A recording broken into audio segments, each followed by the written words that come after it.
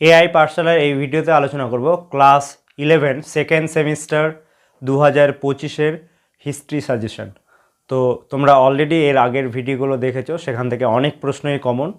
তো এখানে এই বছরের জন্য কোন কোন প্রশ্নগুলো গুরুত্বপূর্ণ হতে চলেছে সেগুলো নিয়ে আলোচনা করব। তো অবশ্যই তোমরা স্ক্রিনে চোখ রাখবে।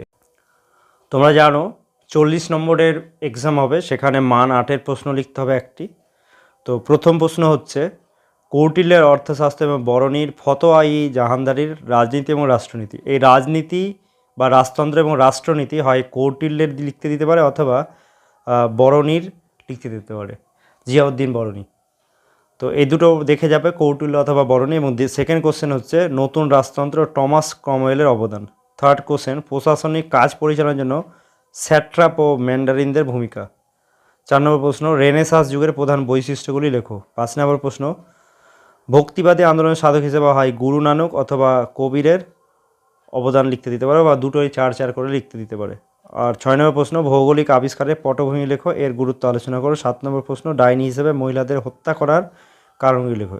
এদের মধ্যে থেকে ভিভিআই হচ্ছে 1 নম্বর প্রশ্নটি, এবং সেই সঙ্গে 4 নম্বর প্রশ্নটি এবং 6 নম্বর প্রশ্নটি এবং 7 নম্বর প্রশ্ন। আশা করি এই 4টা প্রশ্ন দেখে গেলে তোমরা মান 8-এর অ্যান্সার লিখে আসতে পারবে। এরপরে আমরা চলে যাব মান 3 এবং 4-এর যেগুলো ইম্পর্টেন্ট প্রশ্ন হতে চলেছে সেগুলো নিয়ে। তো প্রথম প্রশ্ন আছে, কৌটিল্যের সপ্তাঙ্গ তত্ত্ব কী? ইক্তা প্রথার বৈশিষ্ট্য লেখো।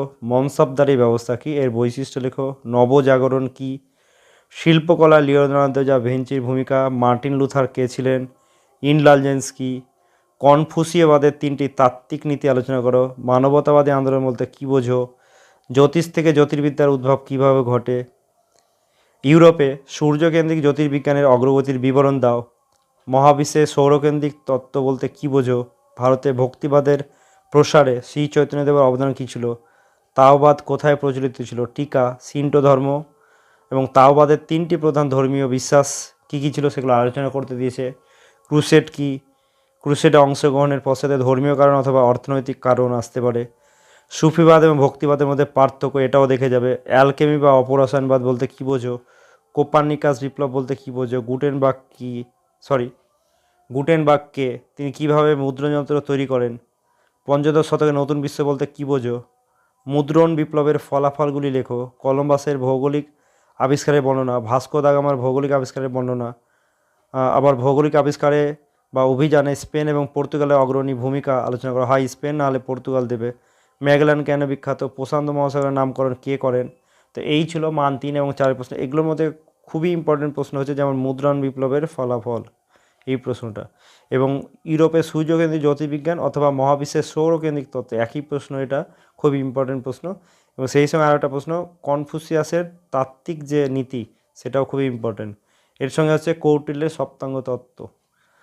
এই প্রশ্নগুলো খুব ভালোভাবে দেখে যাবে, এবং তাছাড়া আরও যে প্রশ্নগুলো আছে সেগুলোও কিন্তু দেখে যাবে। এই ছিল আজকের সাজেশান। এরপরে যদি কোনো রকম কোয়ারিজ থাকে তো তোমরা কমেন্ট বক্সে কমেন্ট করো, আমি তার আনসার দিয়ে দেওয়ার চেষ্টা করব। দেখা হচ্ছে নেক্সট ভিডিও।